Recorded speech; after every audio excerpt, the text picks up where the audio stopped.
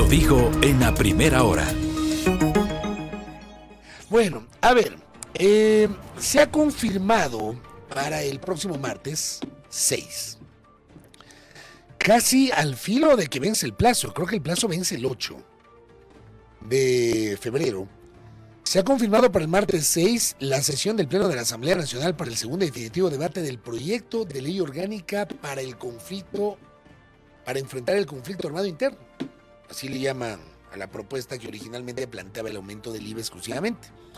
Dentro del informe para segundo debate, se establece una contribución temporal sobre utilidades de los bancos. Esto ya constó en el informe del primer debate.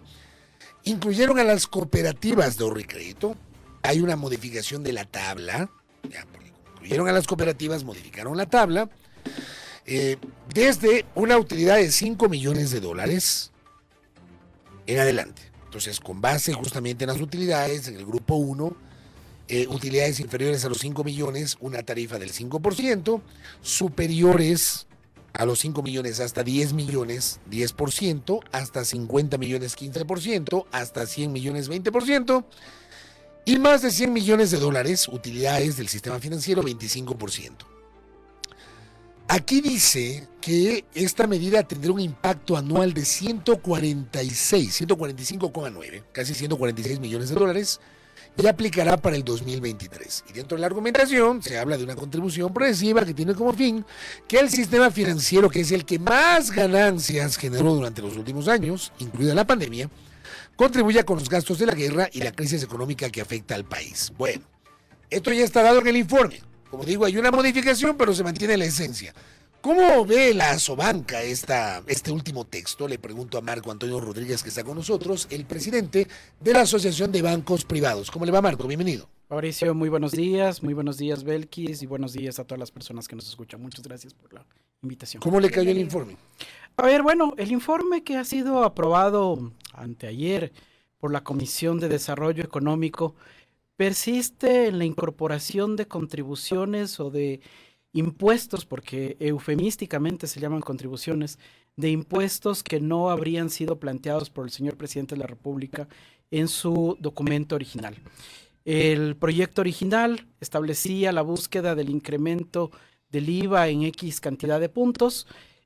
Para ello el Ministerio de Finanzas estableció cuál era el requerimiento y especificaba por qué el monto se cubría con estos 3 puntos, pero en la Asamblea esto se ha vuelto una lluvia de ideas en donde se han incorporado varios otros tributos. Ya varios constitucionalistas en este mismo espacio, algunos de ellos han mencionado lo inconstitucional e ilegal que implica la acción que ha llevado adelante la Asamblea en términos generales, pero en lo que atañe a la contribución o impuesto que le agregan o que le ponen a los bancos. En este momento de conflicto armado interno, como se ha llamado el momento que vive el Estado contra la lucha y el narcotráfico y la minería ilegal, etcétera, todos estamos abocados y obligados a colaborar con el Estado, a apoyar estos esfuerzos que están haciendo las fuerzas del orden para buscar solucionar y restaurar la paz en el Ecuador. Y todos los sectores no podemos sino estar de acuerdo con las acciones que lleva adelante y entre ellas la búsqueda de recursos para solucionar un problema que llevará más allá de 1 o 2 meses y que se ha convertido ya en un problema casi estructural. Creo que el señor presidente de la República presentó una solución en ese sentido y la Asamblea ha avanzado, como dije hace un momento, con estos dos impuestos adicionales que lo que vienen es a causar una distorsión dentro del proceso. En lo que tiene que ver con la banca, ya la banca viene apoyando para este año, como lo he dicho ya varias veces, con un rubro adicional a lo que usualmente paga durante cada año, un rubro que suma aproximadamente 400 millones de dólares. Pero usted, Fabricio, señala algo muy importante, y es cuál es la base conceptual para adicionalmente a los 400 millones que ya la misma Asamblea estableció en enero, la base conceptual para pedirle más aporte a la banca. En este sentido, Marco Antonio, si me permite, ¿usted se ratifica en que no procedería una colaboración adicional, digámoslo así, por parte de la banca en este contexto? A eso voy.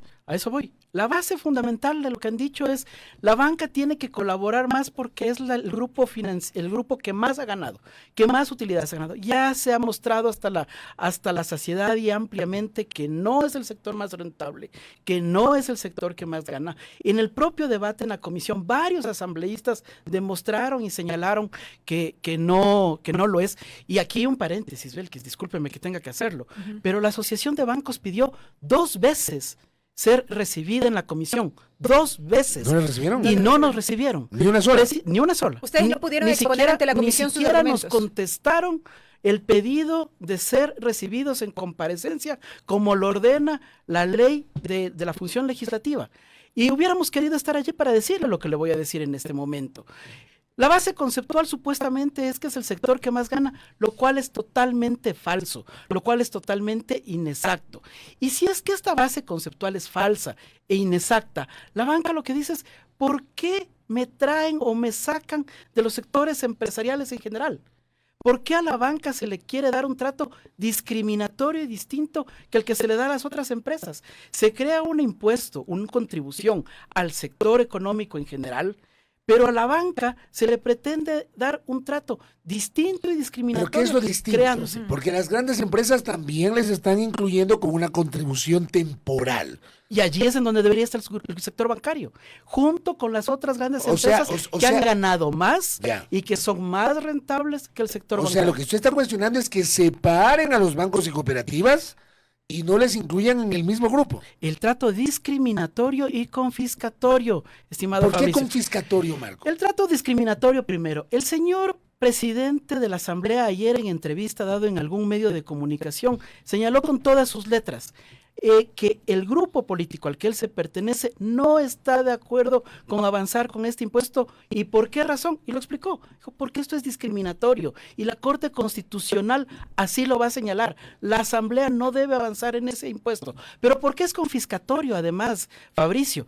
Porque se pretende gravar utilidades que ya pagaron. Impuesto a la renta en una tarifa del 25%, participación a empleados en una tarifa del 15%, y ahora una contribución o impuesto adicional del 25% sobre los mismos rubros que ya pagaron impuestos. Y ciertamente, como dije hace un momento, todos en este momento debemos estar abocados esas utilidades, ustedes son los mismos rubros, esas utilidades ya pagaron impuestos. Ya pagaron impuestos, estimado Fabricio. Por eso son utilidades netas. Pero lo son mismo van a utilidades decir las grandes empresas, ya pagaron impuestos sobre sus ingresos. Lo que se está pidiendo ahora es una contribución adicional para arrimar el hombro. Contribución adicional que ya la banca ha efectuado. 400 millones adicionales este año serán entregados al Estado excepcionalmente adicional a lo que regularmente con la ley vigente en diciembre. Exactamente, con la ley vigente de diciembre y con el incremento de la... O sea, ustedes hicieron un pago adicional. Primero tienen los impuestos regulares, un pago adicional con la ley de diciembre y ahora un segundo pago adicional. Un tercer pago adicional sería este. Un tercer pago adicional. Y Fabricio, esto es algo, me voy a referir a algo que adicionalmente no lo hemos querido señalar, pero se dice la banca no quiere colaborar en estos momentos de necesidad del Estado de luchar contra la inseguridad. Esto lo han venido diciendo grupos políticos que desconocen que la banca en noviembre y en diciembre del año pasado fue solicitada por el Estado para que le acompañe y le ayude, por ejemplo, a pagar las remuneraciones de los colaboradores del Estado.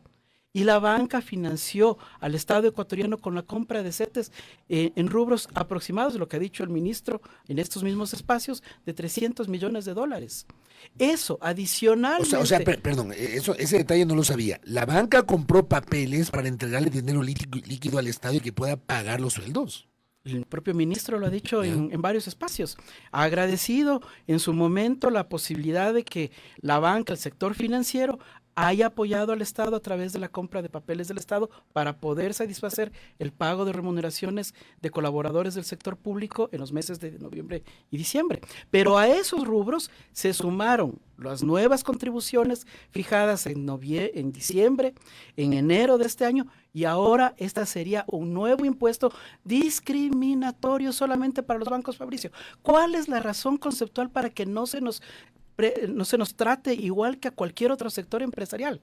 si se ha mostrado que todas esas bases conceptuales, esas supuestas razones son falsas. El sector bancario no es el sector que más rentabilidad tiene, no es el sector que más utilidades tiene, pero sí es el sector que más impuestos, tributos, tasas y contribuciones paga en el país. Marco Antonio, se ha anticipado que luego del segundo debate en la Asamblea, la votación no sería en el conjunto como tal del proyecto en bloque, sino por partes y de acuerdo a las propuestas que ahí están planteadas. En lo que tiene que ver con esta contribución especial dirigida a la banca, ¿cuál es en términos reales el impacto desde la posición, en este caso de la Asociación de Bancos? ¿Cuál será el impacto que tendrá de aprobarse esta medida puntual? Belkis, usted hace una pregunta muy importante, porque se piensa que el impacto va a ser para los bancos, que efectivamente tendrán un impacto. El impacto es aproximadamente 190 millones de dólares en impuesto por esta causa. Pero esos 190 millones de dólares implica que la población en general dejará de recibir aproximadamente 1.800 millones menos en crédito. ¿Y por qué dirá la gente? Y lo voy a explicar.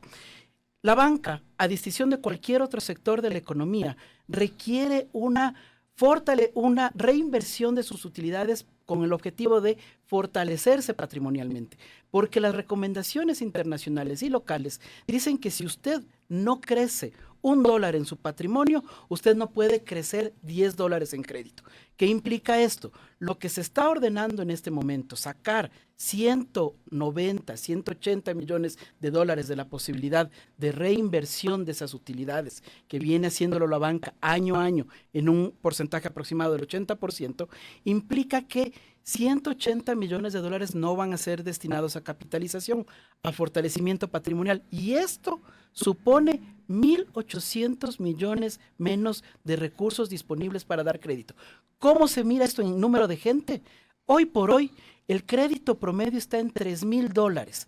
Eso quiere decir que si hacemos una cifra redonda, conservadora, 1.500 millones menos en crédito, 500,000 familias en el Ecuador van a haber restringido su acceso a crédito. Con todo respeto, Marco Antonio, no le están metiendo miedo a la gente cuando dicen, a ver, si esto se aprueba y entra en vigencia, lamentablemente se va a restringir el crédito. No es meterle miedo a la gente. No, Fabricio, es hacer la explicación técnica de la cual hace falta por lo menos una línea en el propio informe. Pero Fabricio, usted es muy acucioso en sus investigaciones.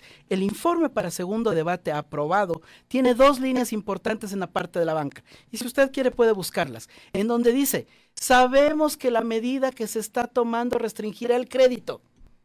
Lo dice. Hay una parte, justo estaba leyendo la parte del informe. En el tercer acápite de la parte argumentativa dice, sin embargo, la reducción de las utilidades de los bancos puede encarecer y disminuir la oferta del crédito en el país. También se debe considerar que los bancos podrían buscar formas de evitar el impuesto, como trasladar sus operaciones a jurisdicciones con tasas impositivas más bajas. A ver, sobre lo primero. Efectivamente, digamos, esta parte del informe confirma lo que usted dice. El informe está diciendo, sabemos que lo que estamos decidiendo se va a encarecer el crédito. Y va a encarecer el crédito. Se va a restringir principalmente, Fabricio. Y esta segunda parte que dice que ustedes, los bancos, podrían buscar formas de evitar el impuesto y trasladar sus operaciones a jurisdicciones con tasas impositivas más bajas. ¿A qué se refiere? Eso es completamente imposible. Lo que está diciendo es que los bancos se van a ir del país o van a trasladar o hacer algún movimiento contable y que van a mover la plata. Eso no se puede hacer en el país. Eso no se puede porque existen supervisiones y controles adecuados. No pueden sacar la plata de los bancos y llevarles a Islas Caimán o a Panamá. No se puede, Fabricio, porque el sector financiero, el sector bancario es el sector más controlado en el Ecuador. Pero acá añade, pese a las posibles distorsiones que el impuesto pueda generar, dice el informe de la Comisión, al ser esta propuesta de carácter temporal, no permanente, permitirá la recaudación de recursos para atacar los problemas sociales y de seguridad que tiene el país, si existe en la temporalidad. Fabricio, este carácter temporal será para el año 2024. Eso quiere decir que el año 2024 tendremos 1.800 millones menos de crédito. El propio informe lo está diciendo. Ese carácter temporal afecta a este ejercicio económico. 1.800 millones menos en crédito durante el año 2024.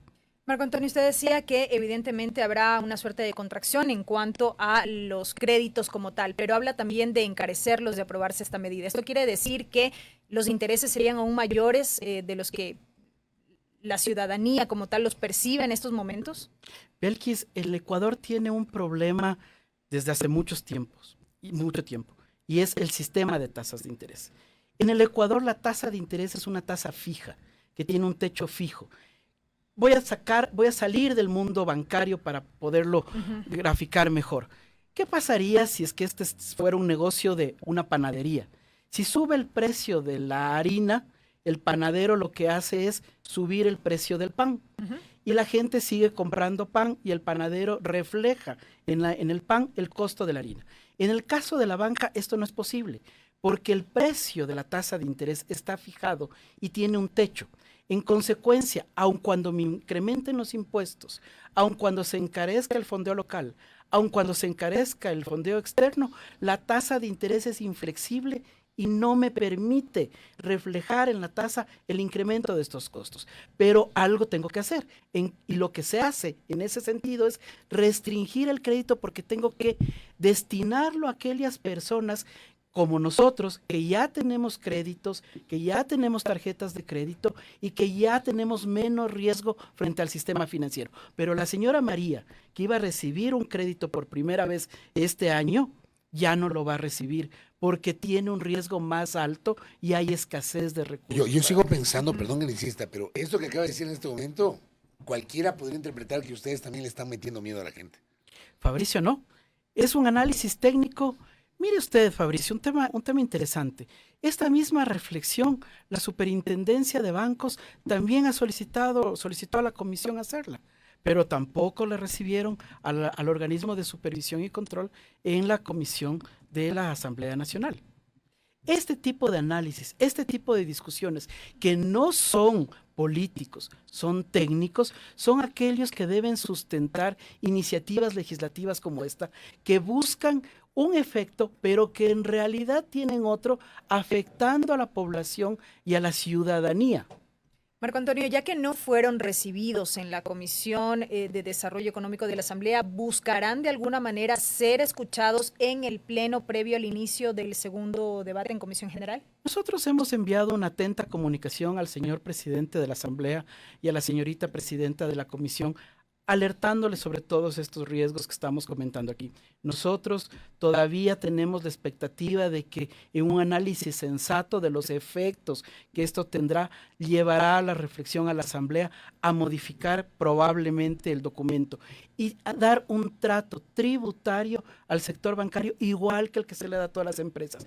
Un proceso en el cual la banca pase a ayudar, contribuir y apoyar adicionalmente estos $400 millones de la misma manera que todo el sector empresarial en el Ecuador lo va a hacer, en un momento en que todos debemos colaborar y apoyar al Estado en esta lucha contra el narcotráfico. Recibo un mensaje en este momento de uno de los oyentes. Dicen, muy crítico, el oyente con las tasas de interés, dicen que le recuerde a la banca que aquí hay intereses de usura comparado con otros países dolarizados, 11% por un hipotecario, 17% por un crédito de consumo. ¿Es así, Marco? Fabricio, mire, es importante esta reflexión que suele hacer la gente de que las tasas en el Ecuador son demasiado altas. Y empiezo por lo importante. Hay mucho que trabajar en el tema de tasas de interés. El sistema de tasas de interés en el Ecuador es totalmente distorsivo y causa estos efectos en personas que, teniendo un buen historial crediticio, teniendo ya experiencia en el sistema financiero, tienen que subsidiar la tasa de interés a aquellas personas que están ingresando. Muy probablemente, Fabricio, Belkis, nosotros que tenemos ya un historial crediticio, podríamos tener una tasa de interés algo menor de la que tenemos en este momento. Pero nuestro sistema de tasas de interés no permite que aquellas personas que ingresan por primera vez al sistema puedan tener una tasa que refleje su riesgo, porque todos estamos sometidos a un mismo estándar, a un mismo ¿Usted rasante. cree que lo lógico con este argumento que está explicando es que no exista, o mejor dicho, que se libere el sistema de tasas de interés? Que se establezca un sistema que permita reconocer el riesgo de cada persona, Fabricio. La señora María del Mercado Caraguay, que hoy no está en el sistema financiero, paga de tasa de interés a la usura y al chulco 1.238%. Porque la señora María no Porque tiene la cuenta señora bancaria. no puede ingresar al sistema financiero. Pero ahí no hay una responsabilidad también de los cooperativo. bancos para que estas personas que no están bancarizadas puedan acceder al sistema Alguna suerte financiero. de flexibilización para ello. 12,000 familias de manera mensual son incorporadas por primera vez al sistema bancario con un crédito, con créditos que van de entre $700 a $3,000. ¿Cómo hacemos para en que un la rango señora inicial. María del Mercado Caraguay, que ha puesto el ejemplo de nuestro invitado, pueda no buscar al chulco? Porque había un reporte de Equifax, me parece, el año pasado, que se paga en tasas de 1,200. interés 1.200% de intereses en el chulco, que es una cosa pero horrorosa, oprobiosa. Pero ¿cómo hacemos para que la señora María del Mercado Caraguay, que no tiene acceso a una cuenta del sistema bancario, no acuda al chulco, pero tiene una necesidad? Hay que crear varios escenarios, Fabricio. El primero es facilitar el acceso de la señora María.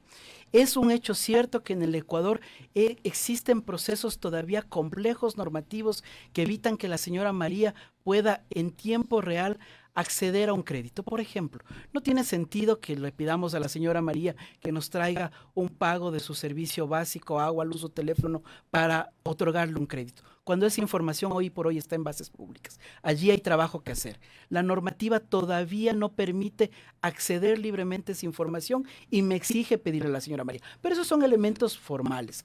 ¿Qué es lo que se puede hacer en el fondo? En el fondo es reformar el sistema de tasas de interés para crear segmentos de crédito para las personas que, como la señora María, ingresan por primera vez al sistema financiero, requieren estar un tiempo en el sistema financiero en un proceso de evaluación, crear su historial crediticio y rápidamente incorporarse al sistema en el que estamos todos. ¿A qué me refiero?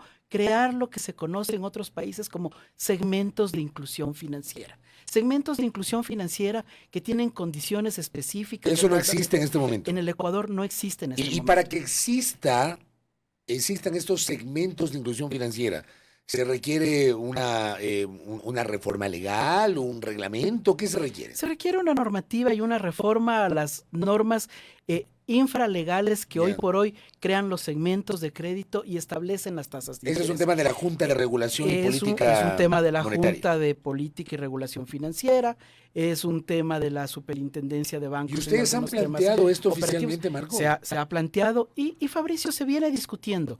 La Junta Financiera el año pasado tomó ciertas decisiones en un segmento que venía teniendo ya problemas mayúsculos en el acceso a crédito, que es el sector de las pymes. Tomó ciertas decisiones en noviembre para lograr una flexibilización de la tasa que permita que las pymes que dejaron de ser atendidas por la desaceleración del crédito puedan comenzar a acceder a crédito. Y ya comenzamos a ver una reacción positiva en ese sentido. Lo que debe hacerse es avanzar más rápido para que no solo sean las pymes, no solo sean las empresas, sean las personas de a pie, sea la señora María, sea el pequeño emprendedor, el microemprendedor. Pero hoy Fabricio, además hay otros dos problemas que debemos solucionar. Un problema importante en nuestra economía es la ausencia de liquidez. El encarecimiento de las líneas externas que se dio en el año pasado debido a las decisiones de política monetaria ha entorpecido y ha evitado que aproximadamente, por ejemplo, el año pasado, la banca trajo $2,000 millones para poderla destinar a mujeres, a microempresarios, a emprendedores con créditos nuevos. Esos $2,000 millones se han encarecido en el exterior.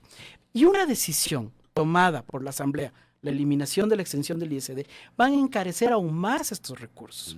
Esta restricción de recursos impactará también otra vez a la señora María, porque es la persona que venía recibiendo estos recursos. ¿Usted se refiere a los recursos que la banca internacional le presta a la banca local? Le presta a la banca local para destinarlo a mujeres, a jóvenes. Eso es lo que se ha encarecido, con la eliminación de esa exención del ISD que dice usted. 3.5, y si se aprueba la reforma tributaria como está planteada, podría haber una elevación. 5% adicional. Y en todo caso debería volver la exención que usted plantea. Los creadores del ISD por allá por el año 2008, más allá de estar de acuerdo o no de acuerdo con el impuesto, los creadores del ISD en el año 2008 establecieron esta exención y es una de las pocas exenciones que durante toda la vida de la existencia del ISD se ha mantenido. Correcto, Marco, gracias por el tiempo. Veamos qué pasa el día martes en el debate. Veamos qué pasa. Gracias. A Marco Rodríguez, presidente de Asobanca, aquí conversando con nosotros en A Primera Hora la postura del sector bancario. Sí me llama la atención lo que dijo Marco, más allá de que obviamente nuestra audiencia puede coincidir y discrepar con lo que dice nuestro invitado, pero me llama la atención lo que dice que la Comisión de Desarrollo Económico no lo recibió 2 veces. Cuando es evidentemente una obligación en los procesos de construcción de las normas que las comisiones reciban a los actores, ¿no? Tú que sabes de temas legislativos. Directamente involucrados. Eso Sí. es lo que llama la atención. Sí, Porque es se por eso determina esta claro. contribución específica para la banca. Lo lógico habría sido que al menos se Claro. escuchen estos argumentos y para poder plasmarlos de alguna forma en el informe, ¿no? Sí, totalmente de acuerdo. Por eso digo, me llamó la atención eso, porque no me parece. Pues en la construcción de un debate democrático tienen que estar todos los sectores involucrados. Así que, ojo con esto que acaba de señalar nuestro invitado. 7:39. Primera plana. Todas las noticias, todas las voces.